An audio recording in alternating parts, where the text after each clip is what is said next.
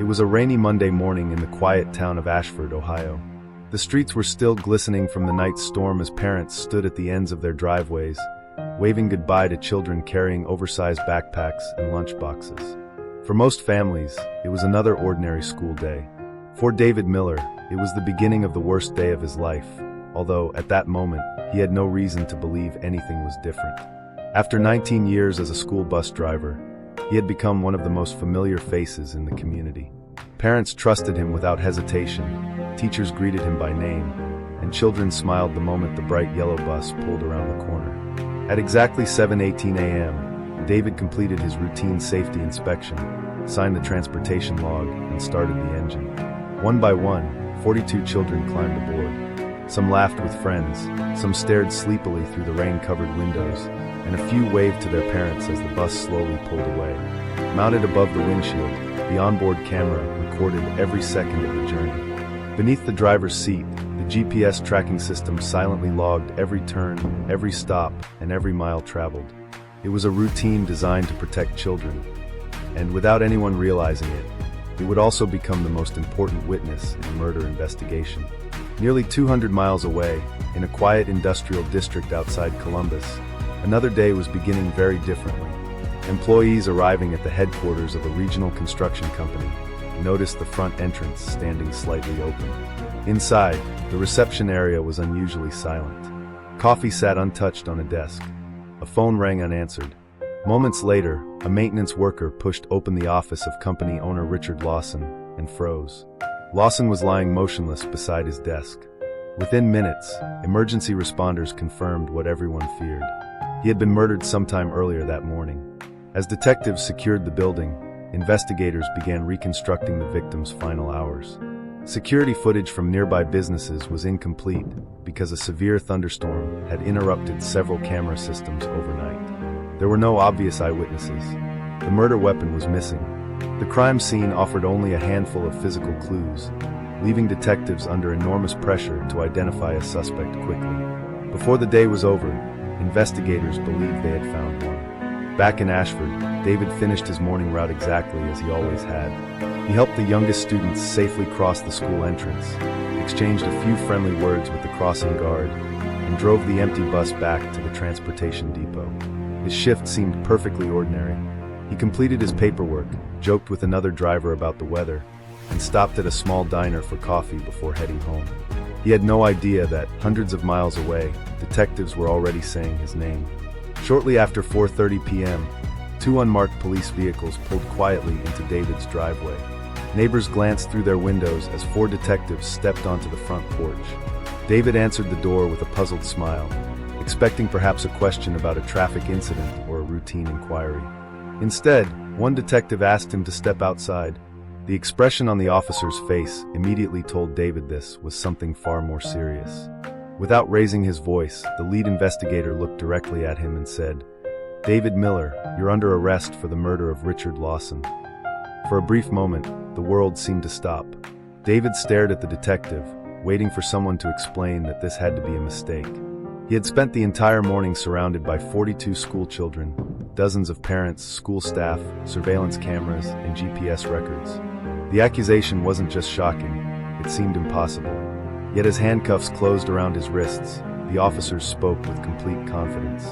They believed they had the right man. And somewhere inside a sealed evidence room, a single document, one that no one had looked at carefully enough, was already waiting to prove that the impossible accusation might never have been possible at all. The arrest of David Miller spread through Ashford before sunrise the next morning. Parents who had trusted him with their children for nearly 2 decades woke to television headlines, showing his photograph beside the words "School Bus Driver Charged with Murder." The story spread rapidly across local news stations and social media, and within hours, the man who had once been known as the friendly driver who remembered every child's name had become the center of a murder investigation that shocked the entire state. Most people hadn't read the evidence. They hadn't seen the case file, but the accusation alone was enough to change how they looked at him. In the eyes of the public, David Miller was no longer a respected member of the community. Overnight, he had become a suspected killer. Inside the Franklin County Sheriff's Office, detectives believed they had built a compelling case. During a press conference, the lead prosecutor explained that investigators had uncovered what appeared to be a strong connection between David Miller and the victim, Richard Lawson. 6 years earlier, David had worked briefly for Lawson's construction company before leaving after a disagreement over unpaid wages. According to the prosecution, the dispute had ended badly, and they argued that David had never truly forgiven his former employer.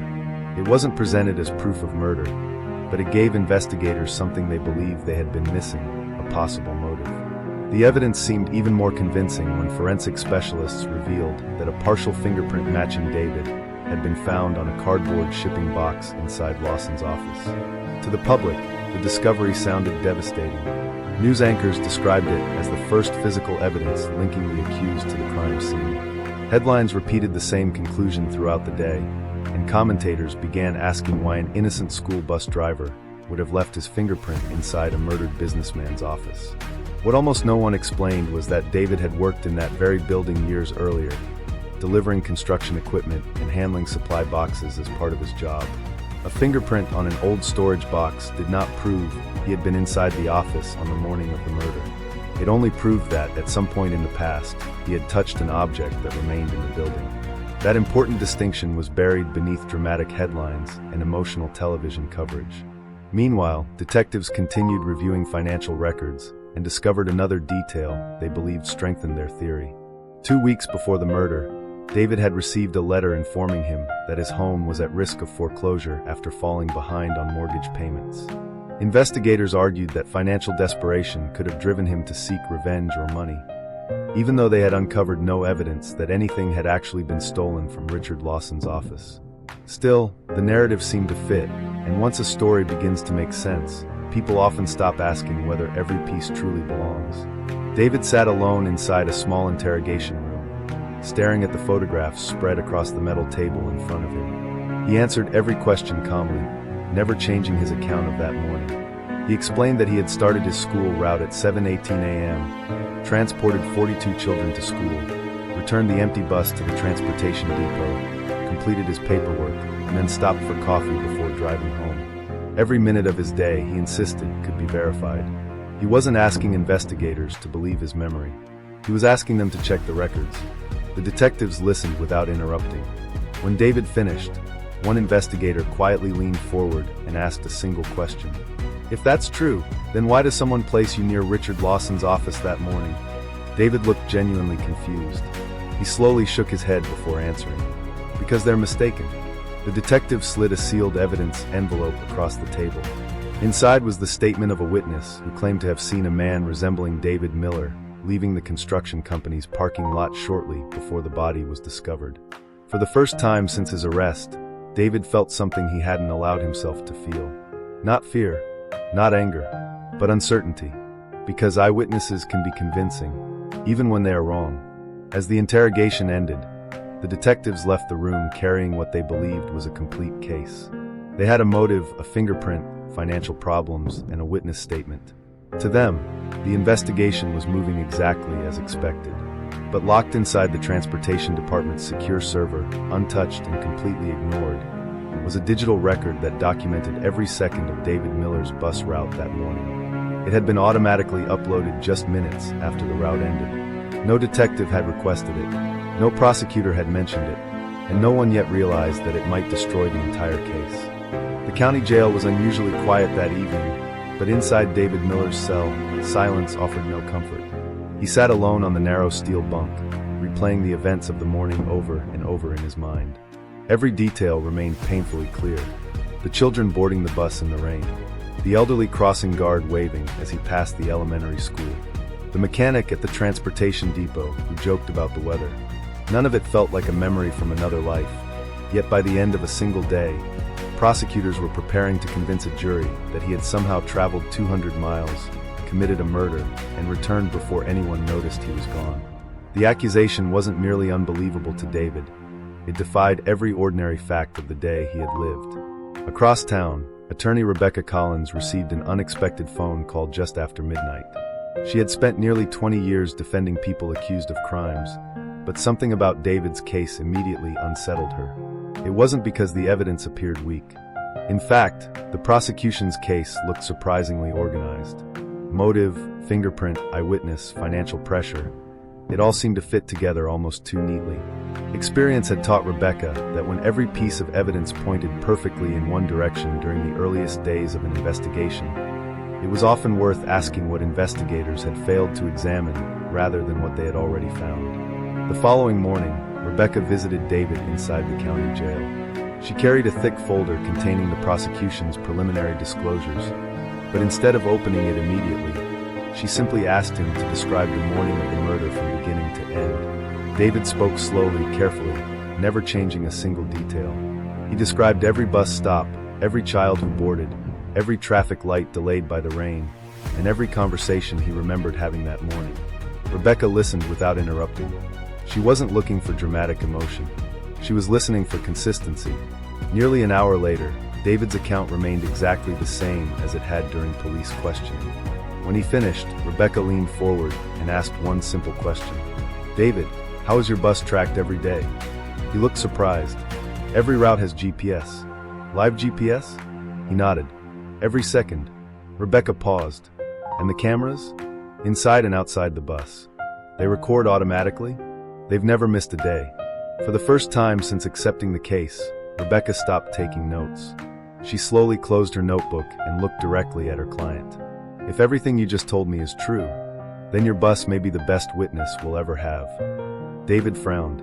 "What do you mean?" Rebecca answered quietly. "People can forget. Witnesses can be mistaken. But computers don't invent routes." That single thought changed the direction of the entire defense. Within hours, Rebecca filed an emergency request demanding access to the Transportation Department's GPS data, onboard surveillance footage, maintenance records, and digital route logs.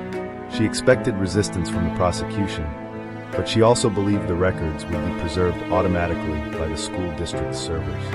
If the system functioned the way David described, it would contain a minute-by-minute timeline showing exactly where the school bus had traveled that morning. 2 days later, the Transportation Department responded. Their answer was only one sentence long. "The requested GPS records are currently unavailable due to a system migration." Rebecca read the letter twice, then a third time. She had handled hundreds of criminal cases, and she knew that digital records sometimes became temporarily inaccessible during software upgrades. But the timing felt almost impossible to ignore. A murder investigation that depended entirely on proving David's location had begun, and suddenly the one system capable of confirming his movements had become unavailable. She drove to the transportation depot herself. The operations manager greeted her politely, but seemed uncomfortable from the moment she mentioned the GPS servers. He explained that the district had recently upgraded its tracking software, and that technicians were still transferring archived data. Rebecca asked when the migration had started. The manager hesitated. He checked the calendar on his desk, then quietly replied, 3 days after Mr. Miller was arrested. Rebecca didn't answer immediately. Instead, she looked past him through a glass window into the server room. Rows of blinking equipment continued recording the daily routes of every school bus in the county. The system wasn't offline. It was functioning normally. So why had only one day's records suddenly become inaccessible? As she turned to leave, an older maintenance technician who had been silently organizing tools near the garage doors stepped closer. He waited until no one else was within earshot before speaking. "You didn't hear this from me." Rebecca stopped. The man lowered his voice. The GPS never disappeared. It was copied. Rebecca's heartbeat quickened. Copied by who? The technician glanced toward the administration building before answering. "I don't know, but someone came here with a court order. They didn't erase the files. They took them." Before Rebecca could ask another question, the technician walked away without looking back. She stood alone in the parking lot, staring at the rows of yellow school buses lined up beneath the afternoon sun. For the first time, this no longer looked like a murder investigation. It looked like someone was carefully controlling which evidence the court would be allowed to see. Rebecca Collins drove back to her office just before sunset, but her thoughts never left the transportation depot. The maintenance technician's words echoed in her mind with every passing mile. The GPS never disappeared, it was copied. If that statement was true, then someone had deliberately removed the most important piece of evidence in the entire investigation. It wasn't simply a technical delay or a software upgrade. Someone had decided that before the defense could examine the records, they needed to be taken somewhere else. Rebecca had spent 23 years practicing criminal law, and she knew that evidence didn't simply change hands without documentation. Every transfer required authorization. Every authorization left a paper trail. The only question was whether anyone had been careful enough to erase it. Early the next morning, Rebecca arrived at the Franklin County Courthouse and submitted a formal request to inspect the chain of custody records for every piece of evidence collected after David Miller's arrest. The court clerk disappeared into the records office and returned nearly 30 minutes later, carrying a thick binder filled with transfer logs, signatures, and evidence receipts. At first glance, everything appeared perfectly organized. Every fingerprint sample, every financial document, every witness statement had been carefully documented. But as Rebecca turned each page, she noticed something strange. Between two routine evidence entries, there was an unexplained gap in the numbering sequence. Evidence log 1478 was followed immediately by evidence log 1480. The page for evidence log 1479 was missing entirely. Most people would never have noticed such a small detail. To Rebecca, it felt like someone had quietly removed a single puzzle piece from a much larger picture. She calmly asked the clerk whether another volume existed for the missing record. The clerk searched the filing shelves again before returning with an apologetic expression. "I'm sorry," she said softly. "According to the index, that page should be here."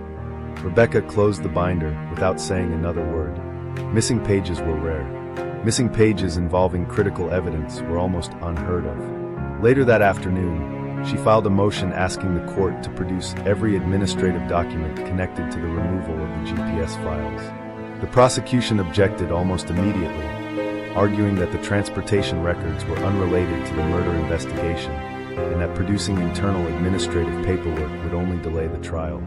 Their response surprised Rebecca. If the GPS data truly had no value, why fight so aggressively to keep the paperwork hidden? 2 days later, the court ordered both sides to attend a procedural hearing. It was not a public trial. No cameras were allowed. Only attorneys, court staff, and the presiding judge filled the small courtroom. Rebecca expected a routine discussion about discovery deadlines.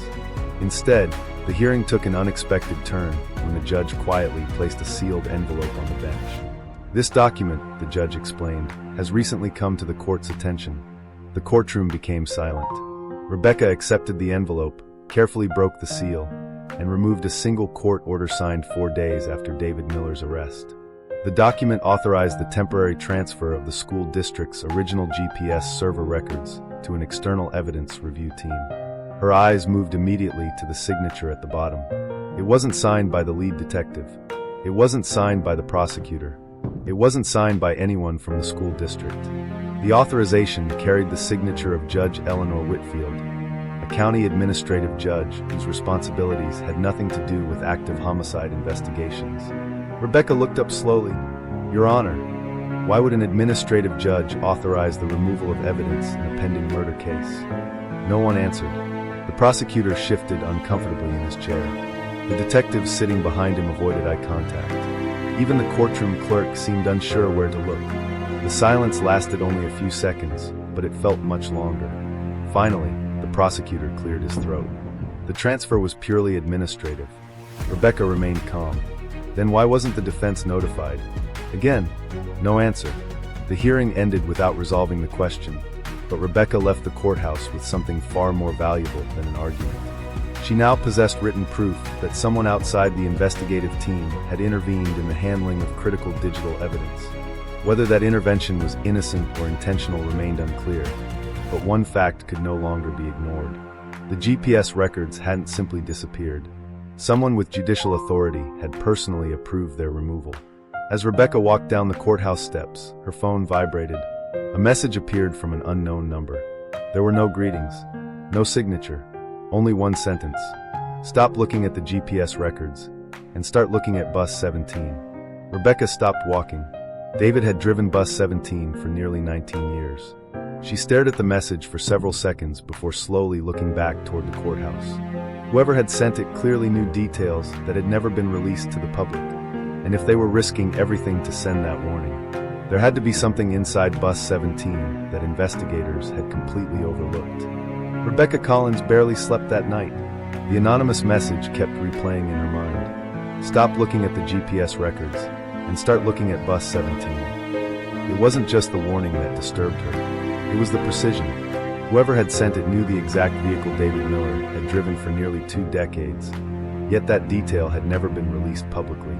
It meant someone connected to the investigation, or someone watching it closely, was trying to guide the defense toward evidence that had somehow escaped everyone's attention. Just after sunrise, Rebecca drove to the Ashford Transportation Center. Unlike her previous visit, the parking lot was nearly empty, and the maintenance garage echoed with the distant sound of tools striking metal.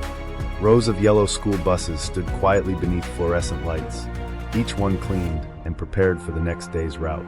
At the far end of the building sat bus 17, exactly where David had parked it after completing his final route before his arrest.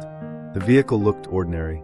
Its paint was slightly faded, its tires still damp from the previous week's rain, and children's forgotten drawings were still taped to the inside of several windows.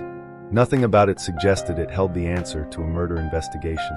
Rebecca presented a court order allowing an independent inspection of the vehicle. The transportation supervisor reluctantly unlocked the bus and stepped aside. For nearly an hour, Rebecca and a forensic technician examined every compartment, camera mount, wiring panel, and storage box. They photographed the dashboard, downloaded the onboard surveillance footage, and inspected the factory-installed GPS unit beneath the driver's seat. Everything appeared exactly as school district records described. The anonymous message seemed to be leading nowhere. Then the technician noticed something unusual. Behind the driver's seat, hidden beneath a maintenance access panel, was a small black device secured with industrial adhesive. It wasn't part of the original bus equipment. There were no school district inventory labels, no maintenance stickers, and no manufacturer identification visible on its casing. Thin cables disappeared into the vehicle's electrical system, suggesting the device had been receiving power continuously for years. The technician carefully disconnected the unit and placed it on the inspection table. "I've never seen one of these installed by a school district," he said quietly. Rebecca leaned closer. "What is it?" He studied the ports on the side of the device before answering. "It looks like an independent fleet telemetry recorder." Rebecca frowned. "What does that mean?" The technician looked directly at her. "It means this bus may have been recording a second copy of its location data." For a brief moment, neither of them spoke. If he was correct, then someone had unknowingly created a backup of the bus's movements completely separate from the official GPS system. Even if the original records had been removed, this hidden recorder might still contain every route, every stop, and every minute of David Miller's journey on the morning of the murder. The technician connected the device to a forensic laptop. The screen remained black for several seconds before a loading bar slowly appeared. Rebecca watched silently as folders began populating across the display. Vehicle logs, maintenance diagnostics, route history. Then, one final folder appeared. Archived telemetry. The technician clicked it. Hundreds of route files filled the screen, each automatically labeled with a date and timestamp stretching back nearly 8 years. Rebecca's pulse quickened. Find the date of the murder. The technician entered the date into the search field. One file appeared immediately. He opened it. A detailed digital map unfolded across the monitor. A blue line traced bus 17's exact movements from the transportation depot to every neighborhood stop, every school entrance, and finally back to the garage. Every location was marked with precise timestamps accurate to the second. Rebecca stared at the timeline without blinking. At 8:03 a.m., when prosecutors claimed David Miller was committing murder 200 miles away, the telemetry recorder showed bus 17 stopped outside Lincoln Elementary School. The bus remained there for 2 minutes and 46 seconds while children safely exited through the front door. The system even recorded the engine idling, the driver's door opening, the parking brake engaging. It was impossible for the bus, and therefore David, to be anywhere else. The room fell completely silent. The technician slowly leaned back in his chair. If this data is authentic, the prosecution's timeline can't be true. Rebecca didn't smile. She had defended enough innocent people to know that discovering evidence and convincing a courtroom were two very different battles. She quietly copied the files onto 2 encrypted drives. One would remain with the forensic laboratory. The other would stay with her. Because if someone had already removed one set of GPS records, she wasn't about to risk losing another. As she placed the drive into her briefcase, her phone rang. The caller ID displayed an unfamiliar number. Rebecca answered cautiously. The voice on the other end was calm, almost emotionless. "You found the recorder." Rebecca said nothing. The caller continued. "Now ask yourself one question. If someone tried to hide where the bus was, why didn't they erase the backup too?" Before Rebecca could respond, the line went dead. She looked down at the encrypted drive resting inside her briefcase. The anonymous caller was right. Someone had gone to extraordinary lengths to remove the official GPS records. Yet they had left behind another device containing exactly the same truth. Unless they never knew it existed, or someone inside the system wanted the truth to survive. Rebecca Collins left the transportation center with the encrypted drive locked inside her briefcase, but she resisted the temptation to celebrate. Years of defending criminal cases had taught her one painful lesson. Discovering evidence and proving innocence were rarely the same thing. The hidden telemetry recorder clearly showed that Bus 17 had been transporting children at the exact time prosecutors claimed David Miller was committing murder nearly 200 miles away. It was powerful evidence, perhaps even case-changing evidence, but Rebecca also understood that every important discovery would now be challenged. If someone had already removed one set of GPS records, they would almost certainly try to discredit this one as well. The following morning, she delivered the recorder and its copied files to an independent digital forensics laboratory. Rather than reviewing only the route itself, the analysts began examining the raw metadata stored inside the device. Every digital record carries a history invisible to the human eye: timestamps, software versions, synchronization logs, and tiny pieces of technical information that reveal whether a file has remained untouched or has been modified after it was created. Rebecca watched silently through the laboratory window as specialists compared the telemetry data against the GPS records prosecutors had recently disclosed during discovery. Several hours passed before the lead analyst finally entered the conference room carrying two printed timelines. He placed them side by side. At first glance, they appeared almost identical. The same route, the same stops, the same school, the same return to the transportation depot. But when he enlarged the records to the second-by-second level, the differences became impossible to ignore. Between 7:54 a.m. and 8:11 a.m., the prosecution's GPS file contained a complete gap in the tracking history. 17 minutes had simply vanished from the official record. According to the state's version of events, the system had experienced a temporary communication failure. Prosecutors argued that this unexplained interruption left open the possibility that David Miller had somehow abandoned the bus, traveled to Columbus, committed the murder, and returned before tracking resumed. The forensic analyst slowly shook his head. "That's not what happened." Rebecca leaned forward. "What do you mean?" The analyst pointed toward the telemetry recorder's data. The backup recorder never lost signal. It logged every second continuously. He then highlighted another detail. The prosecution's GPS file wasn't interrupted. It was edited. The room fell silent. He opened a technical report and continued. Every legitimate GPS transmission generates a sequential encryption signature. When a file is altered after it's created, those signatures no longer match the original recording. He placed his finger on one line of the report. This section was overwritten. Rebecca stared at the document. "So someone changed the evidence?" The analyst answered carefully.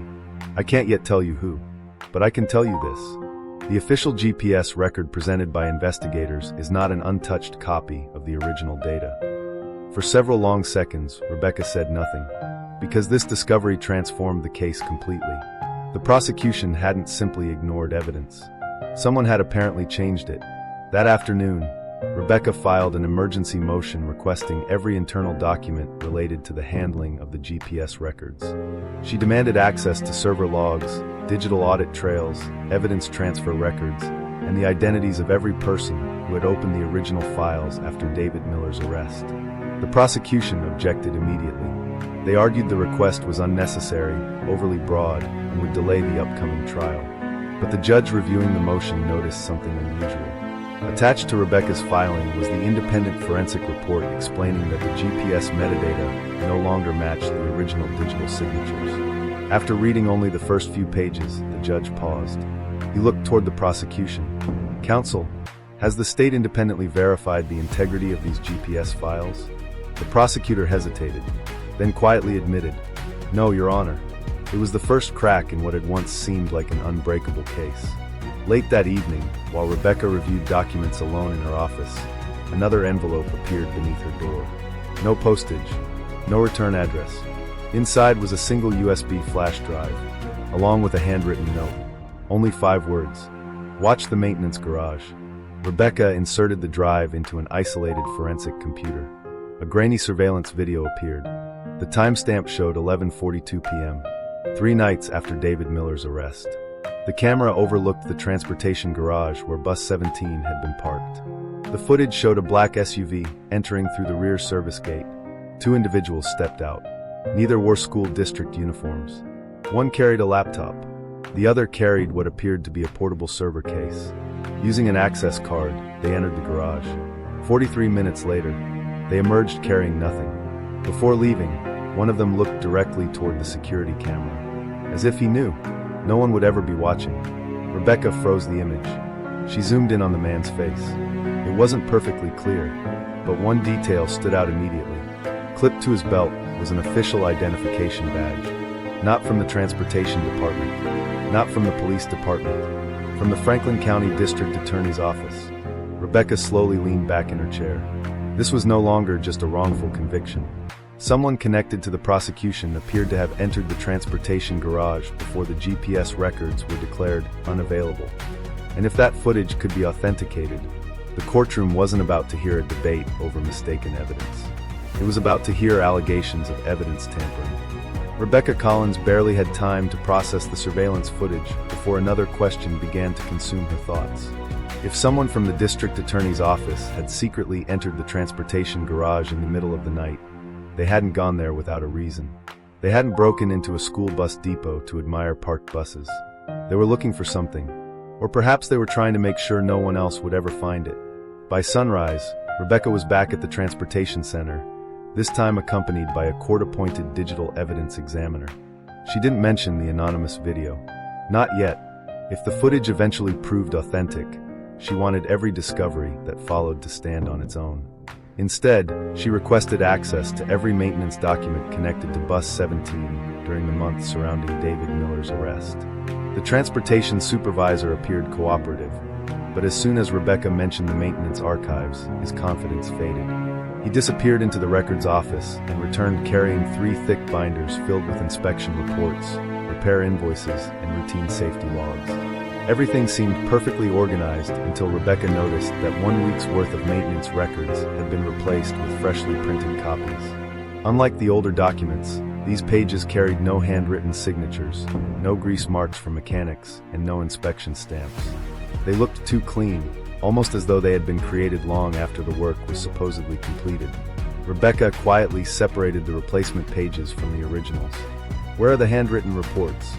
The supervisor hesitated. "We digitized everything." Rebecca nodded. "Then the originals should still exist." The supervisor looked away. "I'm not sure."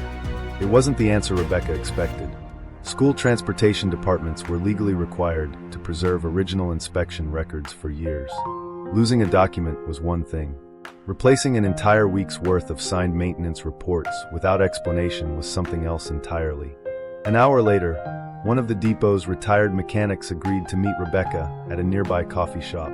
He had serviced Bus 17 for nearly 12 years before retiring, and unlike many current employees, he no longer worried about losing his job. After listening carefully to Rebecca's questions, the elderly mechanic quietly stirred his coffee before speaking. "I remember that bus." Rebecca leaned forward. "What do you remember?" "The week after David was arrested. Someone ordered us not to touch it." Rebecca frowned. "Who gave the order?" He slowly shook his head. "It didn't come from transportation.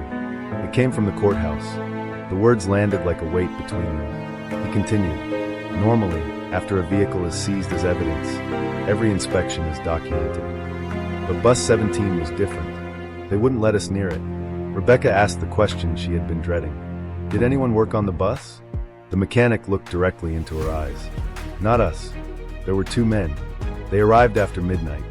They opened the electronics compartment. They stayed for nearly an hour. When they left, they told us to write that no maintenance had been performed." Rebecca remained silent. "What did they remove?"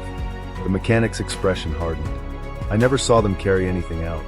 But when I started the bus 2 days later, the wiring behind the dashboard wasn't the way we'd left it. That afternoon, Rebecca obtained a forensic inspection of the dashboard assembly itself. The technicians carefully removed the front instrument panel. Every connector, every wire, every electronic module. Most of the components were factory original. Except one. Near the GPS control unit, investigators discovered a replacement data cable manufactured only 6 months earlier. The bus itself was nearly 10 years old. The cable had no maintenance record, no purchase invoice, no installation report. Someone had replaced it, and then erased the paperwork. The forensic examiner photographed the cable before tracing its serial number. Minutes later, the manufacturer confirmed something remarkable. That exact cable had never been sold to the school district. It had been purchased by a private technology contractor, a contractor working under a service agreement with the Franklin County District Attorney's Office. Rebecca closed her eyes for a brief moment. The pattern was becoming impossible to ignore. The altered GPS records, the midnight visit, the missing maintenance reports, the replacement cable. Individually, each fact might have been explained away. Together, they pointed towards something far more disturbing. Someone hadn't simply built a weak case against David Miller. Someone appeared to have manipulated the very technology that could prove where he had been. Late that evening, Rebecca returned to her office exhausted. She placed the photographs, maintenance reports, forensic findings, and surveillance stills across her conference table. For several minutes, she simply stared at them. Every answer seemed to create 2 new questions. Then her assistant entered quietly. "You need to see this." She handed Rebecca a sealed envelope delivered moments earlier by certified mail. Inside was a single court document. It wasn't addressed to the defense. It wasn't addressed to the prosecution. It was an internal memorandum accidentally filed into the public record. Across the top, stamped in bold red letters, were the words, "Confidential, do not disclose." Rebecca's pulse quickened. She turned to the final page. At the bottom, above 3 signatures, was one handwritten instruction: delay production of transportation records until after indictment. No explanation, no legal justification, only that one sentence. Rebecca slowly lowered the document onto her desk. If the memorandum was genuine, this wasn't simply a mistake. It suggested that someone had intentionally delayed evidence that might have helped the defense before formal charges were even filed. 3 days before the trial was scheduled to begin, Rebecca Collins arrived at the courthouse carrying what she believed was the strongest defense she had ever assembled. The hidden telemetry recorder, the altered GPS metadata, the unexplained midnight visit to the transportation garage, and the confidential memorandum delaying the release of transportation records had transformed what once appeared to be an ordinary murder prosecution into something far more troubling. Yet despite everything she had uncovered, one question still haunted her. None of those discoveries explained why anyone would risk manipulating evidence to frame a quiet school bus driver with no history of violence. Motive mattered, not only for the original murder, but also for anyone who might have interfered with the investigation. That afternoon, the judge approved Rebecca's motion requiring the district attorney's office to produce internal communications related to the handling of digital evidence. Prosecutors protested, arguing that their private discussions were protected as work product. But the court ruled that any communication concerning the collection, transfer, or preservation of evidence had to be disclosed.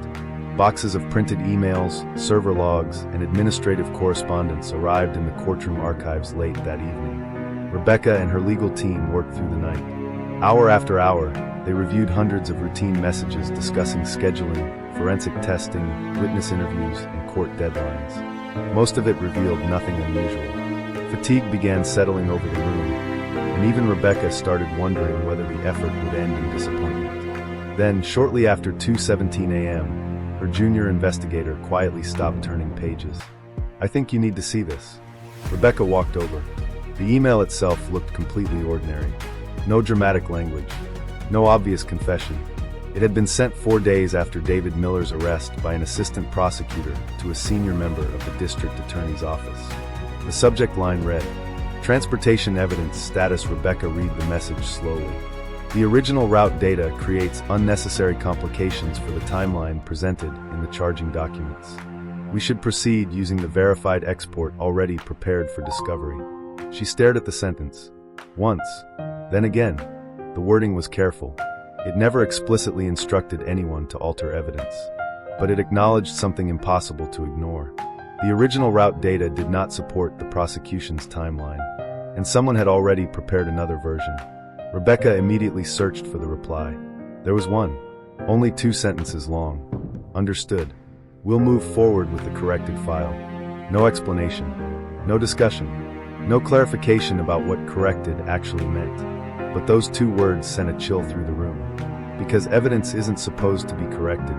It's supposed to be preserved, exactly as it exists. Rebecca leaned back in her chair, feeling the weight of months of investigation finally beginning to settle into place. The prosecution had repeatedly insisted that the GPS interruption resulted from a technical malfunction. The forensic analysts had already concluded that the metadata showed signs of editing. Now internal emails appeared to acknowledge that the original route data conflicted with the official timeline presented to the court. Individually, each discovery raised questions. Together, they painted a deeply disturbing picture.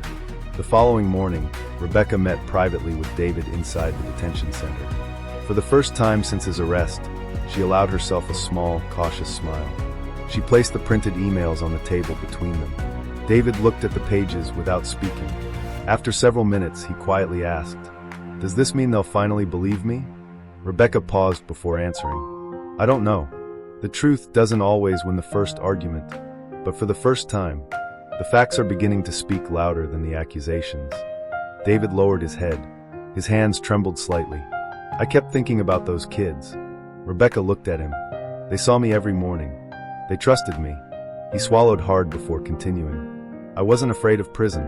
I was afraid they'd grow up believing their bus driver was a murderer." For several seconds, neither of them spoke. The room felt painfully quiet, because wrongful convictions rarely destroy only one life. They leave scars on families, communities, children, and sometimes even on the people who eventually discover the truth. That afternoon, news of the court-ordered disclosure reached local journalists. For weeks, newspapers had described David Miller as the school bus driver accused of murder. Now the headlines began changing. Defense claims digital evidence was altered. Questions raised over missing GPS records. Judge orders review of prosecution files. Public opinion, once overwhelmingly certain of David's guilt, began shifting. Not because anyone had proven his innocence, but because people finally realized they had heard only one side of the story. Late that evening, Rebecca received one final package. It arrived without a return address. Inside was a faded photograph taken years before the murder. Richard Lawson stood beside several county officials during a transportation technology contract signing ceremony. Rebecca recognized one face immediately. Standing beside Lawson, smiling for the camera, was the same technology contractor whose company had purchased the replacement data cable found inside Bus 17. On the back of the photograph, someone had written only 6 words. "Follow the contract, not the suspect." Rebecca stared at the photograph. Until that moment, she had believed the case was about a manipulated murder investigation. Now she began wondering if the murder itself had been connected to something much larger. Nearly 10 months after David Miller's arrest, Courtroom 3 was filled long before the judge entered. Every seat in the gallery was occupied. Reporters lined the back wall with notebooks already open. Television crews waited outside the courthouse, and dozens of parents from Ashford sat quietly together, unsure of what they were about to witness. Many of them had once believed the prosecution without question. They had watched the headlines, listened to the press conferences, and assumed investigators had arrested the right man. But after months of revelations about missing GPS records, unexplained evidence transfers, and internal prosecution emails, certainty had slowly given way to doubt. The trial was no longer just about whether David Miller had committed murder. It had become a test of whether the justice system itself had protected the truth. David entered the courtroom wearing a dark suit instead of a prison uniform.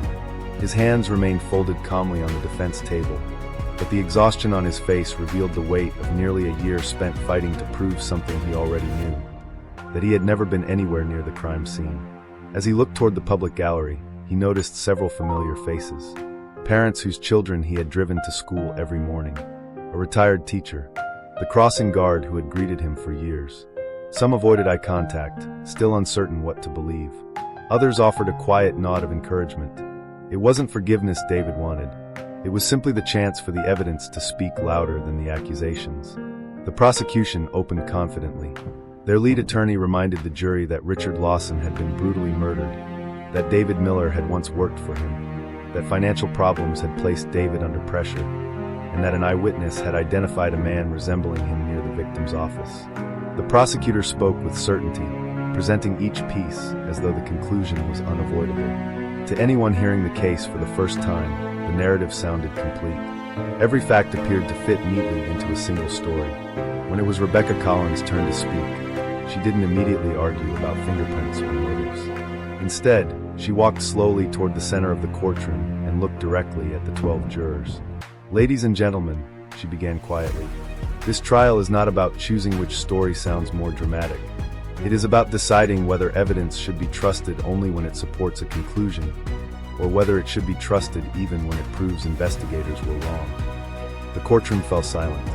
Rebecca continued, "The state will ask you to believe that David Miller somehow drove a school bus full of children through the streets of Ashford, while simultaneously committing murder 200 miles away. They will ask you to ignore machines that recorded every second of his journey. They will ask you to dismiss digital records because those records don't fit the theory they built." She paused before speaking again. "But facts don't care about theories. They only care about the truth." Over the next several days, witness after witness took the stand. The retired mechanic testified about the mysterious midnight visit to Bus 17. The independent forensic analyst explained how the metadata showed unmistakable signs that the official GPS file had been modified after its original creation.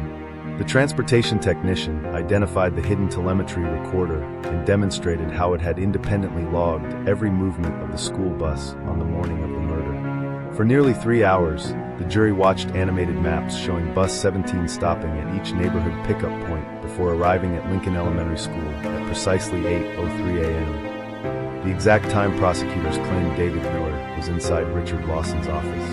The atmosphere inside the courtroom changed almost visibly.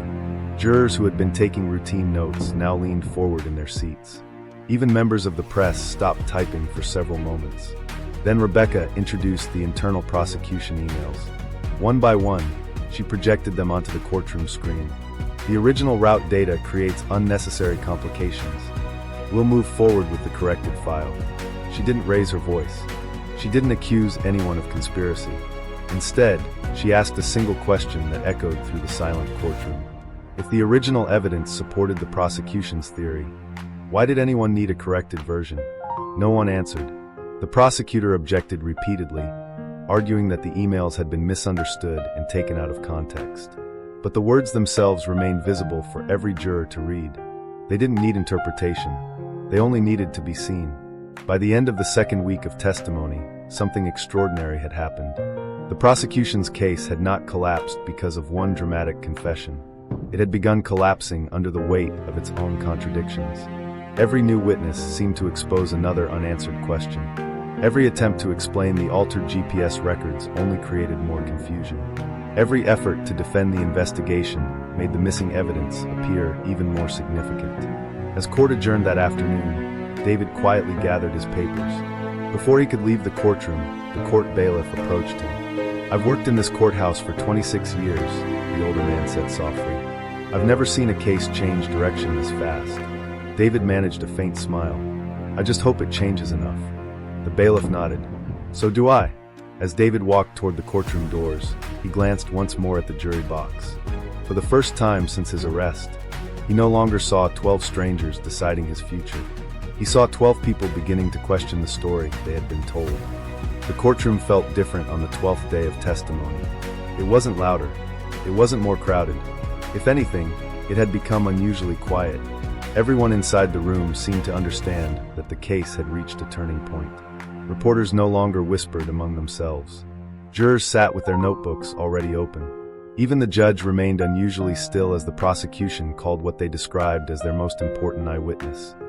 The woman whose testimony had originally convinced detectives that David Miller had been seen near Richard Lawson's office on the morning of the murder. Her name was Emily Carter. She walked slowly toward the witness stand, her hands trembling slightly as she raised her right hand and took the oath. Months earlier, Emily had confidently told investigators that she recognized the man leaving the parking lot. Her statement had appeared in newspapers, television broadcasts, and official charging documents. To the public, she had become the witness who placed David Miller at the crime scene. But as Rebecca Collins watched her settle into the witness chair, she noticed something that hadn't appeared in any police report. Emily looked frightened. The prosecutor began gently, asking Emily to repeat what she had seen that rainy morning. She answered quietly, describing a dark-colored jacket, a man walking quickly across the parking lot, and a vehicle disappearing into traffic.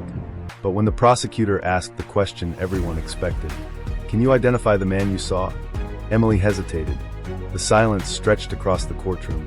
Finally, she looked toward the jury, then toward David, and softly answered, "No." A murmur spread through the gallery. The prosecutor appeared stunned. "You previously identified Mr. Miller." Emily lowered her eyes. "I identified the photograph I was shown." The courtroom became completely silent. Rebecca slowly stood. "Your Honor, may I proceed with cross-examination?" The judge nodded. Rebecca approached the witness carefully. "Ms. Carter, when detectives first interviewed you, did you tell them you were certain of the man's face?" Emily immediately shook her head.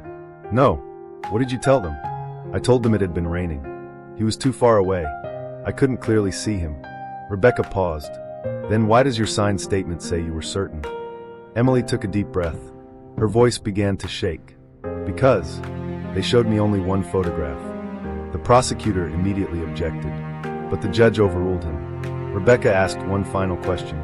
"Did investigators ever show you a lineup containing multiple possible suspects?" Emily looked directly at the jury. "No. They handed me David Miller's driver's license photo. And they asked, 'Is this the man you saw?'" Tears formed in her eyes. "I thought they already knew. I didn't realize. I was supposed to choose." The courtroom erupted into whispers. The judge struck the gavel repeatedly before order was restored. For the first time since David Miller's arrest, the eyewitness testimony that had anchored the prosecution's case had completely collapsed. Rebecca wasn't finished. She called the independent digital forensics expert back to the stand. Large courtroom monitors illuminated with a synchronized timeline. On one side, the altered GPS file presented by investigators. On the other, the hidden telemetry recorder recovered from bus 17. Second by second, frame by frame, the jury watched the bus stop at every scheduled location. Children stepped off the bus. Crosswalk lights flashed.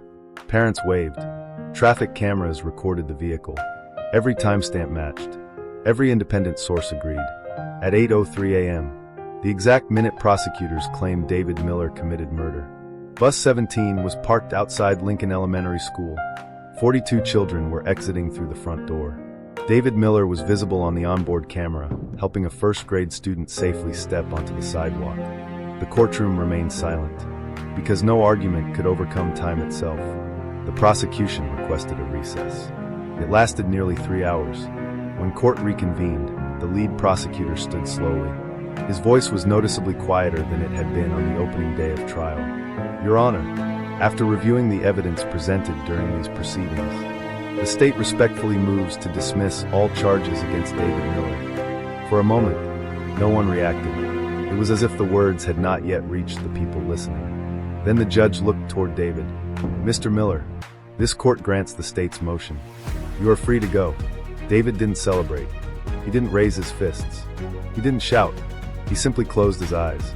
16 months of accusations, isolation, fear, and uncertainty ended with a single sentence. Slowly he stood.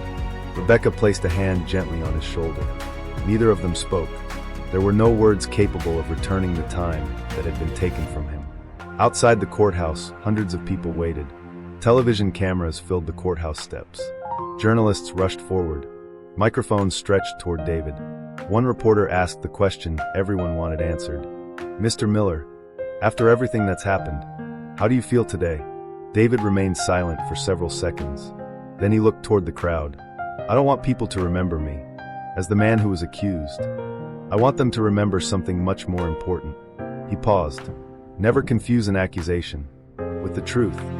Because once people stop asking questions, an innocent person can lose everything." The crowd fell silent. Even the reporters lowered their microphones. Several months later, an independent review commission concluded that the investigation had been compromised by serious procedural failures involving the handling of digital evidence and eyewitness identification. Multiple officials resigned during the internal inquiry, and new statewide policies were introduced requiring independent preservation of GPS records and mandatory double-blind eyewitness identification procedures in major criminal cases. David Miller never returned to driving a school bus. The memories were simply too painful.